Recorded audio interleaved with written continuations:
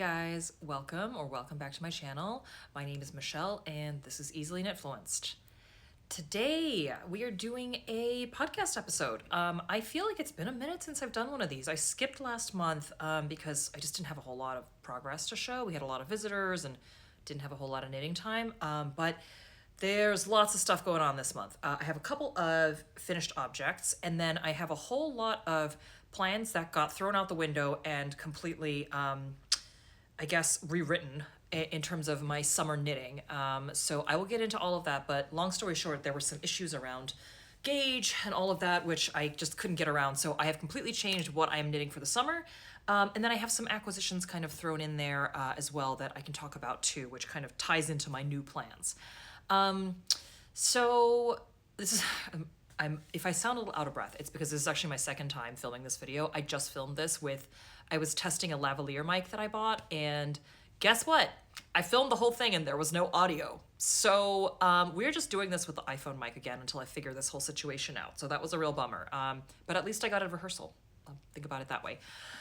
So let's get started. I want to talk about the finished objects first. So finished object number one is, ta-da, move back a little bit here. This is my Taipei Vest by Mochi Knits. So I'm not going to put this on. Sorry, I'm not going to wear knits today. I'm just not. We are in the blasting heat of summer in New York here, and you know, a thin little thing like this is about all I can stomach. But anyway, this is a lovely, lovely knit. I'm so happy with this.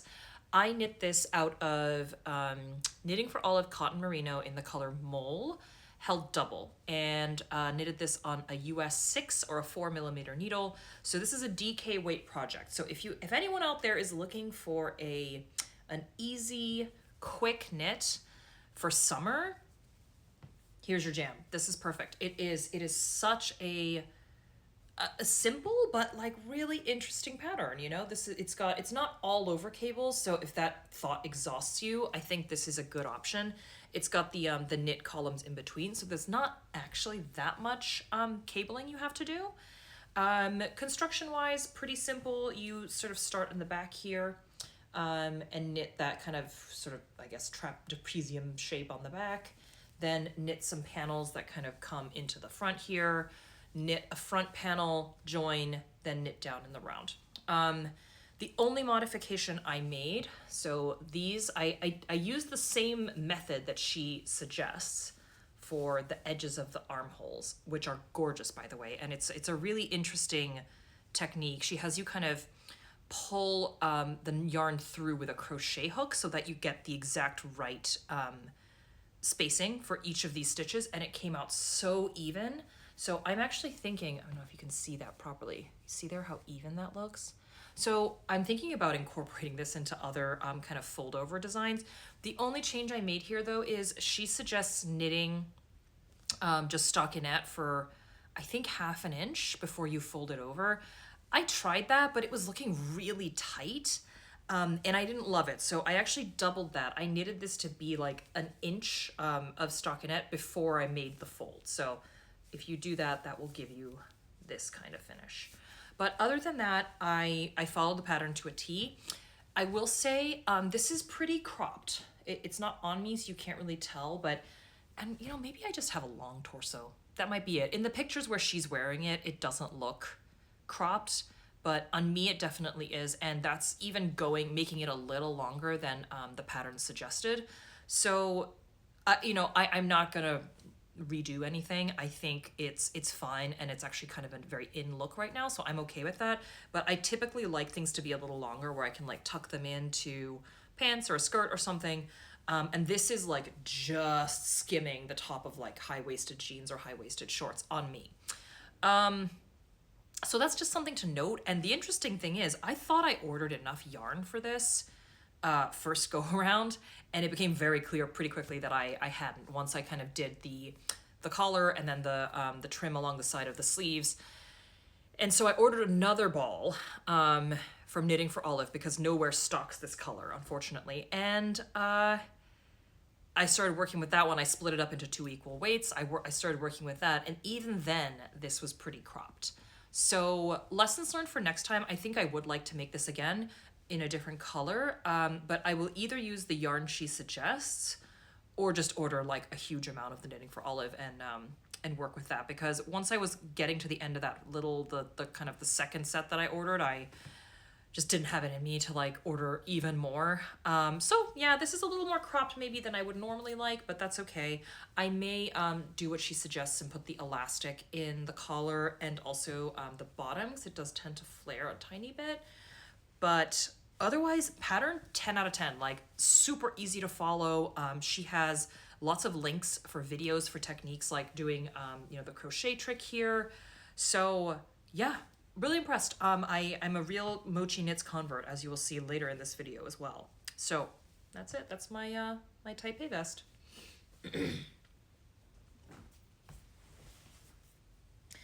Okay, then my second finished object was definitely a bit of an impulsive cast on. So I'm sure everybody does this.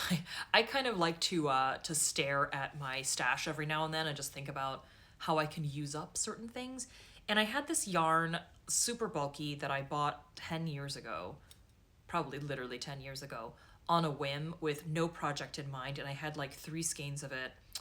And I don't really knit with thick yarns, and I was just staring at it and thinking like, I should really use this for something because it's a nice color and it's 100% superwash merino. I should do something with it. And so what was born of this thought was this guy.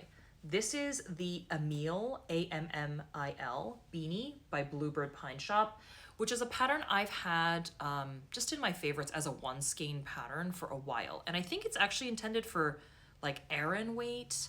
But I actually met gauge with this. It's very, very thick, as you can see. I mean, it's like really solid. It's just standing up on its own, see? But it's extremely solid, but I did meet gauge with this, so, I don't know. I don't work with yarns this heavy that much, but I knit this on a US 10, which is a 6mm needle.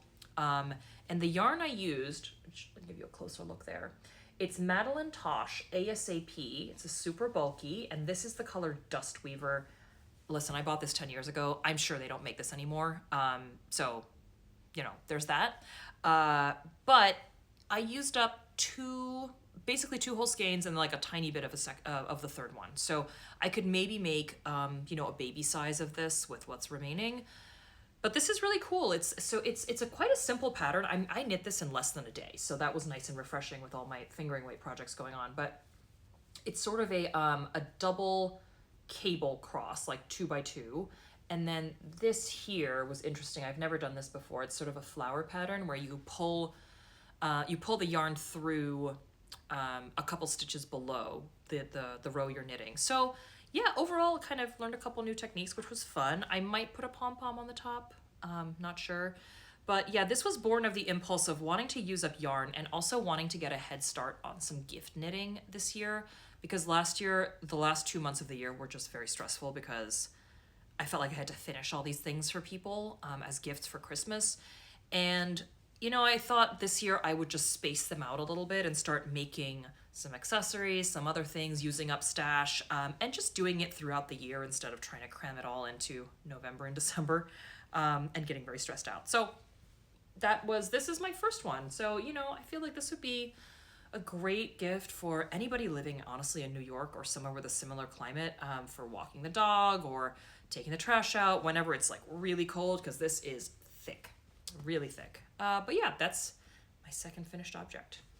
Okay, now on to whips. I'm gonna just go through active whips since I do have a couple of others that are just languishing because they're much more winter knits, and it's too hot right now, frankly, for me to be knitting like huge, bulky things for winter. But there is one exception, which I've made a lot of progress on, so I'm gonna show you that first. It is the Eva cardigan I've been knitting. I think the last time I showed you guys this, I hadn't finished the body. But yeah, body's done. So I'll show you again. It's got this amazing, like, contiguous knitting method for the, oh God, I'm doing a really bad job of this. Here we go. For the shoulder. So this is what the seam on the shoulder looks like. A really cool kind of, there we go, cool construction. And then, yeah, it's just 2x2 rib at the bottom here, which hopefully you can see. So the body's done and one sleeve is finished. Yeah, this doesn't taper too much, so it's kind of a wide sleeve all the way through. There's a little bit of decreasing, but then you've got, again, about 4 inches of 2x2 rib at the end here. So I've got one sleeve to go and then all of the button band. But this is it's a 2x2 button band, and I don't believe it's double knit. So I did the double knit button band for Petite Knit's, the Champagne cardigan, which was fun, but it's also very time consuming. I think this will be time consuming, but a little bit more mindless probably. So yeah, I'm excited to finish this. It's kind of a, very cool mustardy 70s moment. And I am knitting this out of, this is the Illimani Santi Tweed in the color Pineapple, which has got the little tweedy flecks in it. And then this is the Isair Silk Mohair in the color, I think this is 22, but basically it's their only gold color. And then, yeah, the only thing I'll have to do is get buttons for this guy. So I guess I'll do like a simple black button or something, or maybe a dark brown. If you guys have any cool suggestions, let me know. I'm not the best at picking buttons. I feel like I get to the store and they have the wall where you can pick. And I'm always just kind of standing there like, I don't really know what would go with what. And I just end up, just picking kind of randomly and getting a little stressed out about it. So if you guys have any cool suggestions for what would go well with this kind of like mustardy yellow moment, please let me know. But yeah, one more sleeve to go. I'm going to wait till it cools down a little bit because, even sitting here with this in my lap, I'm getting kind of prickly and sweaty. So yeah, it's going to have to be for another day. But this is... it's almost done, so I'm excited. Now with this is where we're getting into my plans went out the window territory with my whip. So this is the one that is I guess the next furthest along what I'm working on. I'll show you here.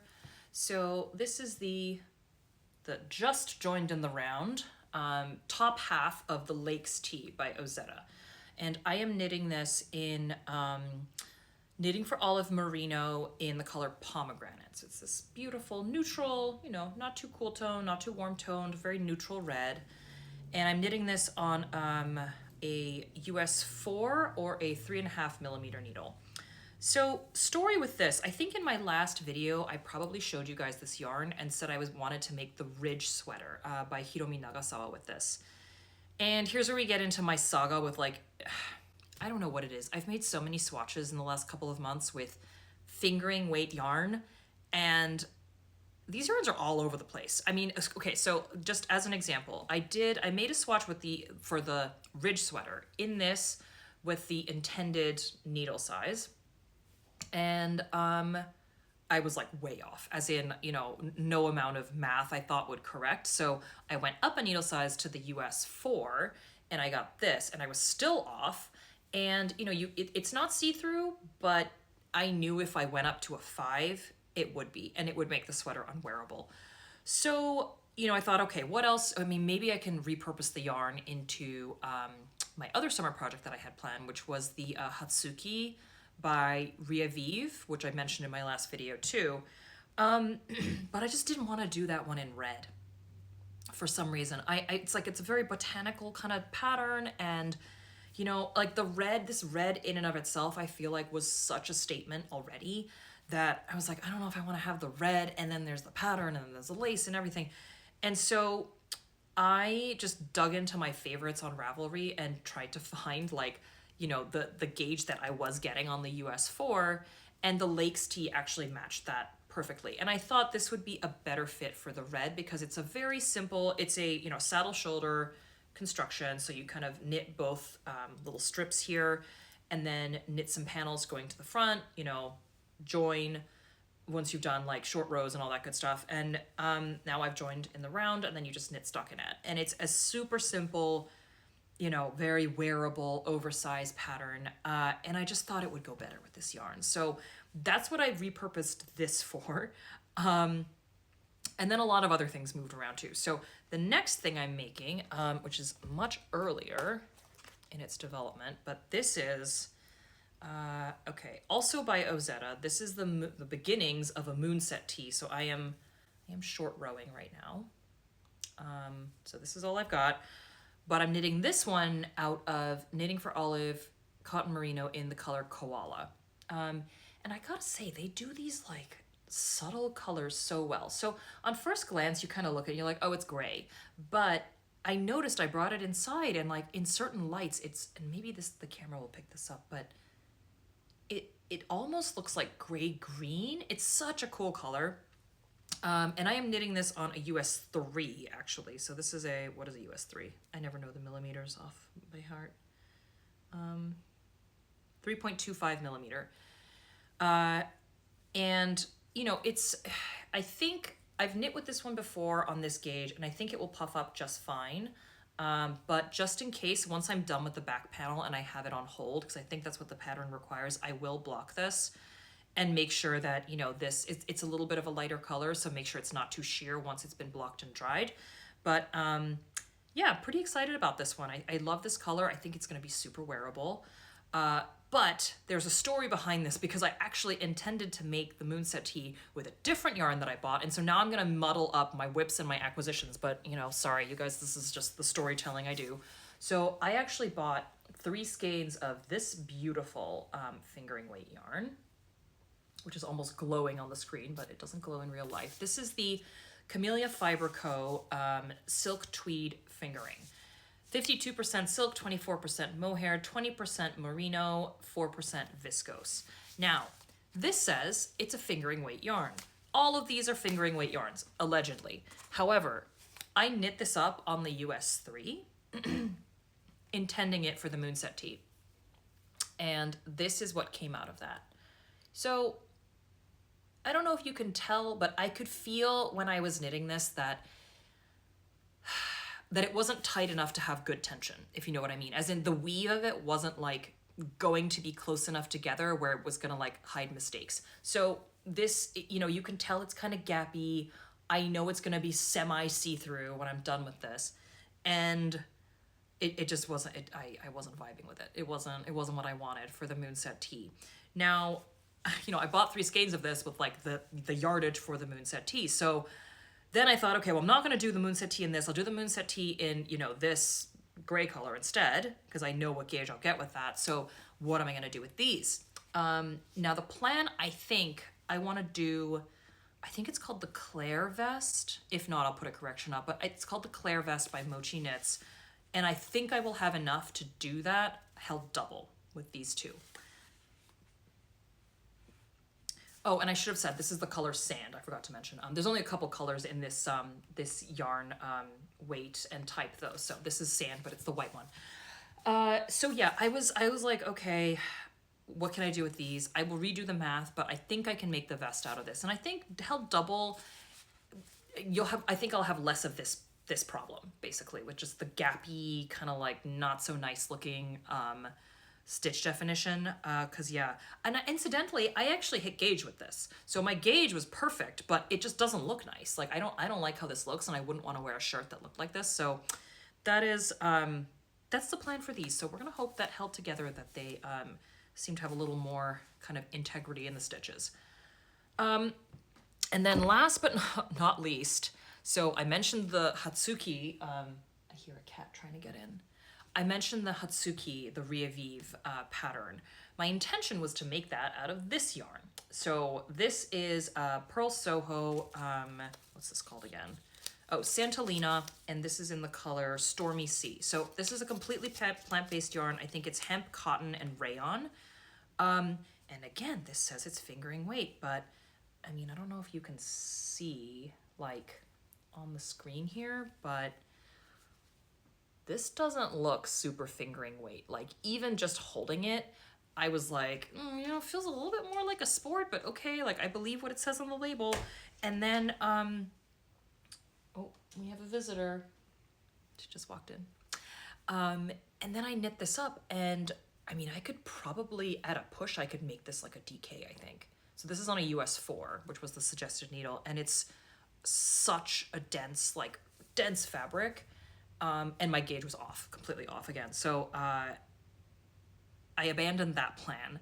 And I think what I'm gonna do with this now instead, like my gauge on this is actually perfect for the poppy tee, by Petite Knit, and that's one I wanted to do for a while. And I think, you know, this is machine washable. I think this would be like a really easy wear kind of top. So hopefully I have enough of this yarn, but if I don't, Pearl Soho is fantastic about, you know, getting you yarns in the same dye lot, hopefully. So fingers crossed. But I have a plan for all of these. The plans have just completely been thrown out and now, like, you know, rejiggered basically. So, so that's it for whips. And I want to make one more kind of note here. So let me put all this away. I want to give a shout out actually to Pearl Soho. So here's a bag of goodies I got for them, from them. So backstory, I put up a video a while ago about a yarn of theirs, a yarn review basically. So I did a yarn review on their Cashmere Merino Bloom yarn, which I used for my champagne cardigan a while back. And the thing pilled like, you know, in a day, and it looked like I had pulled it through a field of Velcro every day or something. Like it was really like nothing I've ever seen before. And I am no stranger to pilling. I am fine with pilling. I have owned a de-piller since before I even started knitting. So since I could afford to buy, like, you know, animal fiber garments basically. But this was another level, and I put that in the video. And, you know, to be fair, in the video, I said, listen, you know, I love Pearl Soho and I'll keep buying from them. And, you know, like I actually bought this like not long after I posted that video. So to my mind, I was like, it's a one-off. I mean, you know, whatever. Not everyone can be perfect all the time. But evidently somebody at Pearl Soho actually saw this video because they wrote to me and they were saying, you know, we're very concerned that this yarn performed so poorly and we'd like to know what dye lot it came from and so on. I couldn't answer that because I didn't have any of the labels left. But, you know, they very kindly offered to send me some replacement different yarns to try if I wanted to try something from their collection. So, you know, I was obviously very grateful and I said, listen, you guys like definitely didn't have to do this. Like I said in the video, it's, you know, it is what it is. It's fine. But, you know, they were offering. So I asked for a couple things which they sent to me, and these arrived just yesterday. So we got some nice goodies here. So I got a couple skeins of Echo Cashmere, which is their recycled cashmere yarn, and they're really nice. So this is the color Osprey Nest, which is like a gray taupey kind of color. And then this is Conifer Green. So love a nice army forest green. This is really lovely too. So these are really nice. I mean, to my eye, this looks like a fingering weight, but you know, what do I know? What do I know about fingering weights is all I can say after the experience of the last couple months. So clearly I know nothing. So, you know, make your own judgments about what weight this is. It's labeled as fingering. It looks like fingering to me. And then they got me 2 skeins of the Signet.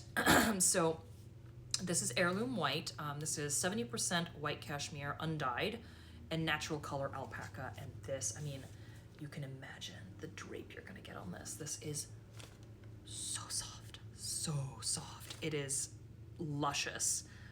This looks like maybe a sport, but not sure. Hard to say until I swatch it up. But 2 skeins of this one.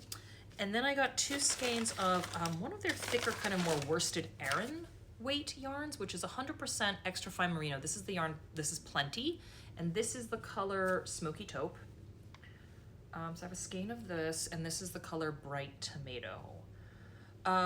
So yeah, I mean, shout out to Pearl Soho. Like, listen guys, this is how you run a good company. You know, I wasn't angling for anything, and I definitely didn't ask for anything, and I've continued to spend money with them since putting that video up. But, you know, these are like touches that kind of keep customers happy, right? Like, I think their customer service is just second to none. It's fantastic. So yeah, I just got these. I have no plans for these as of yet, so I am so open to suggestions. If any of you guys have knit with these yarns before, please let me know and give me some suggestions on what to make here. So I'm excited to cast these on and kind of start making things and then order, you know, however much more I need of each of these, but super excited. So these just got here, nice little goodie bag from Pearl Soho. But that's it for this video. So yeah, thank you guys for tuning in. As always, if you have comments or suggestions or questions, please put them in the comments below. And I will try and keep on top of my podcasting, and I feel like I'll get some stuff done over the summer, hopefully. So I would love to get that Lakes tea done, and then, you know, maybe the vest. and the moonset. If I can get those 3 done, I'll be pretty happy. The poppy can maybe wait until like early fall, but let's see what I get done. And other than the podcast, you know, I throw up kind of other knitting related videos too, so check those out if you guys are interested. Subscribe if you like this video, and that's it for today. So thank you guys for tuning in. Hope you enjoy the rest of your day. If you are anywhere near my climate, I hope you stay cool. Keep out of the sun. It's very bright and very hot and very UV covered out there. So just be careful and enjoy the rest of your day and the rest of the month. And I will see you guys in another couple weeks. Bye for now.